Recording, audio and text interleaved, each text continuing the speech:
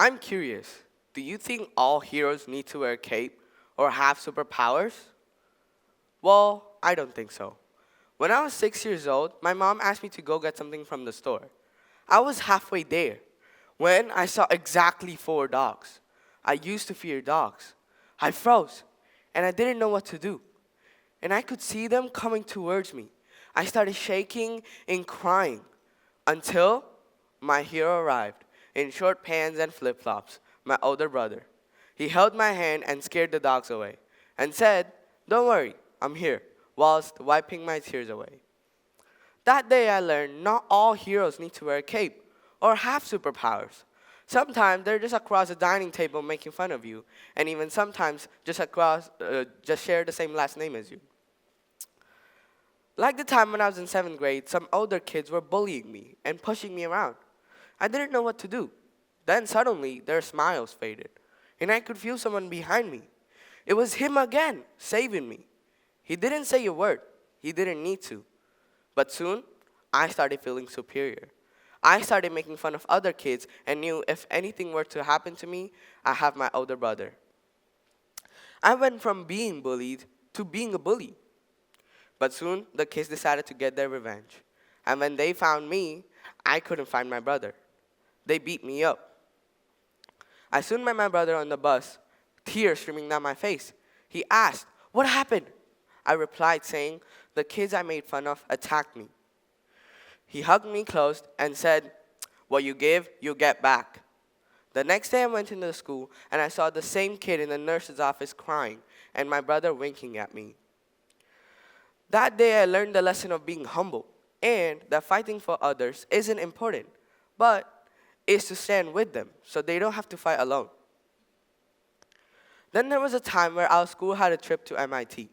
We had to make a speech about what would I do if I were a student at MIT. I spent days and nights writing that speech and delivered it with confidence, but unfortunately I wasn't selected. There were 8 students going, and I was the 9th one. I was devastated. I came home tired and ready to never try again. But my brother didn't just say, "It's fine," or "Better luck next time." Instead, he said, "Failure is a part of the game. Now play smarter." That moment changed the way I see challenges. And I learned that people that care about you the most won't let you settle down for less than your best. Then there were milestones, where I promised my brother that I would win a gold medal in a karate tournament. And I indeed won. I was in pain and tired from all those fights. But all I could remember was my brother cheering louder than anybody else in the crowd. He was always there, supporting me, no matter if it was an event or a competition. And not to forget every time I lost a tooth.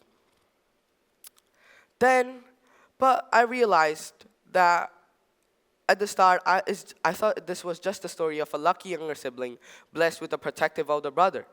But I've come to realize it's more than that. We all have our unsung heroes in our lives. People who support us no matter what. People can be anybody. They can be your friends, siblings, teachers, parents, neighbors, even a stranger that shows up at the right time.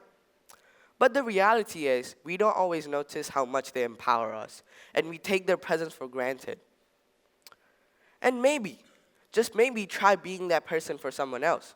Because the greatest heroes are not the ones the world sees, but the ones that stand beside them, saying, "I'm here." For my brother who's watching the live stream, I would like to say thank you for supporting me, and I love you.